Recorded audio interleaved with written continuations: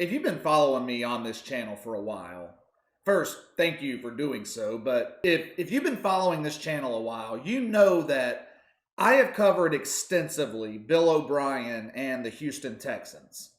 I've made several videos on the disaster that is known as the Bill O'Brien era in Houston.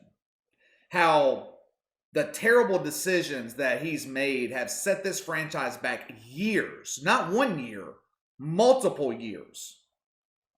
I'm not going to repeat the litany of poor decisions that Bill O'Brien made in this video. You can go check it out in the archives if you're interested.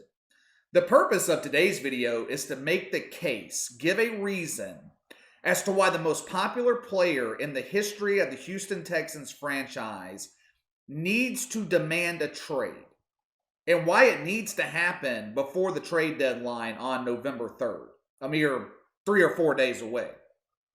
Without a doubt, J.J. Watt is the most popular Texan in franchise history. There's no argument to be made against that statement, so don't even try in the comments section. 10 years from now, maybe it'll be Deshaun Watson. But today, J.J. Watt is the foundation of the franchise. And it's not only because of his accomplishments on the field. We could sit here and list his accomplishments on the field all day long. 5-time first-team All-Pro, 5-time Pro Bowler, 3-time NFL Defensive Player of the Year, led the league in sacks twice. He was on the All-Decade team for the 2010s. Walter Payton, Man of the Year in 2017. The list goes on and on. All of that is enough to cement his legacy in Houston.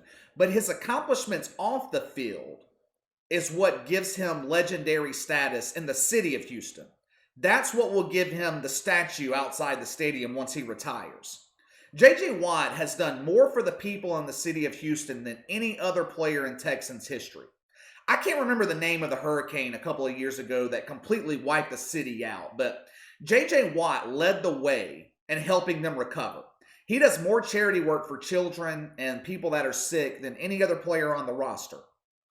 My point is, J.J. Watt has given everything that he has to the city of Houston, both on and off the field. And now, it is time for him to start thinking about himself. The time has come for J.J. Watt to put J.J. Watt first. It's time for him to be selfish, to think about his legacy. Texans fans aren't going to like this, but it is time for J.J. Watt to demand a trade, not ask. It's time for him to demand a trade, and it needs to happen immediately.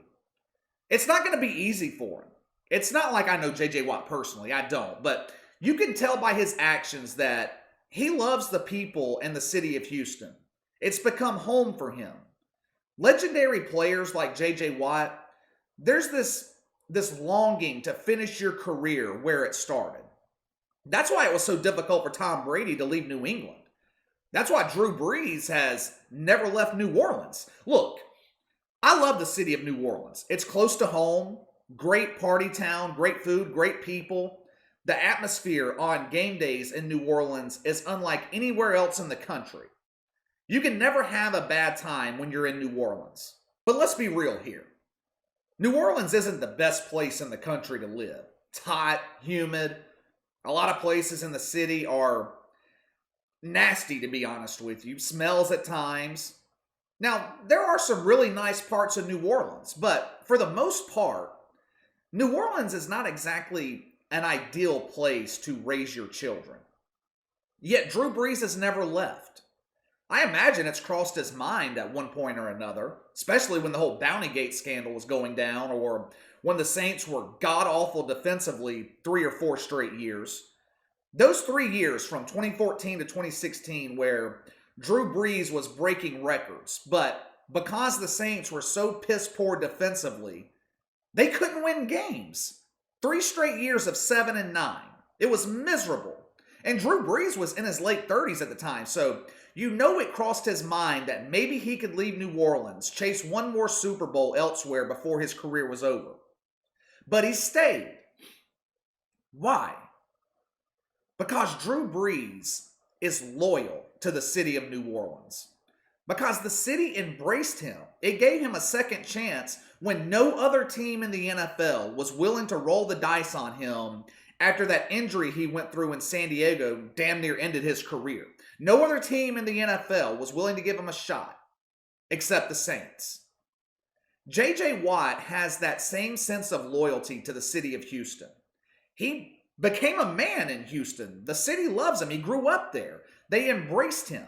But if he wants a championship, which is all that he's missing at this point, he is going to have to put that emotion to the side and get the hell out of Houston immediately. Because the Houston Texans are not contending for a title anytime soon. This season's over.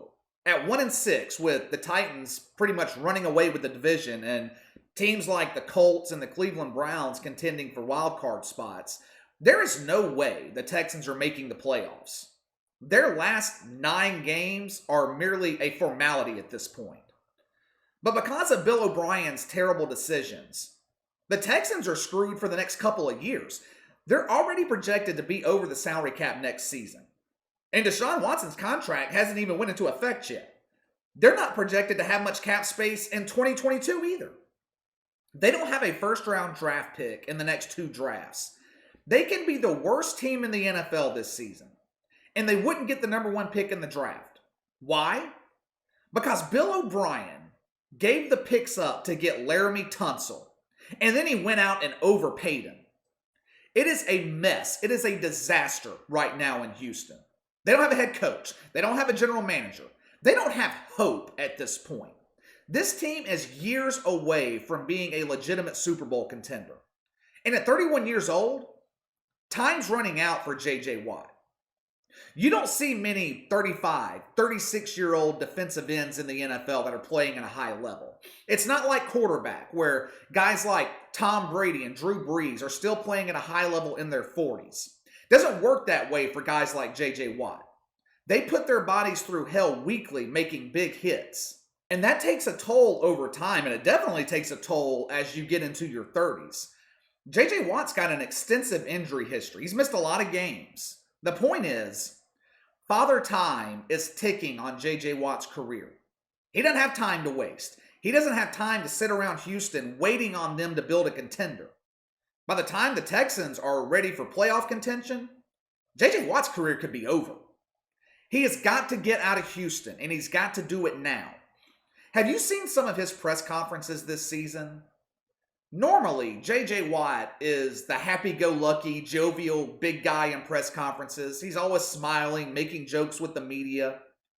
There's been none of that this year.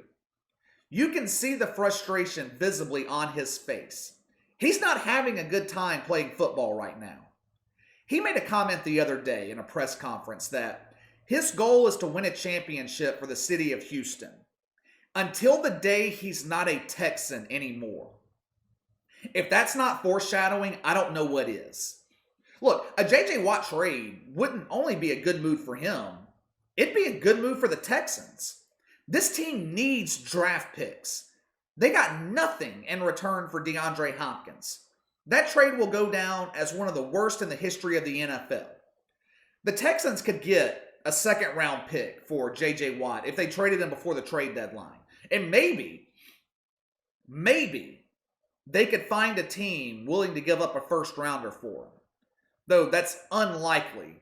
Most teams aren't like Bill O'Brien.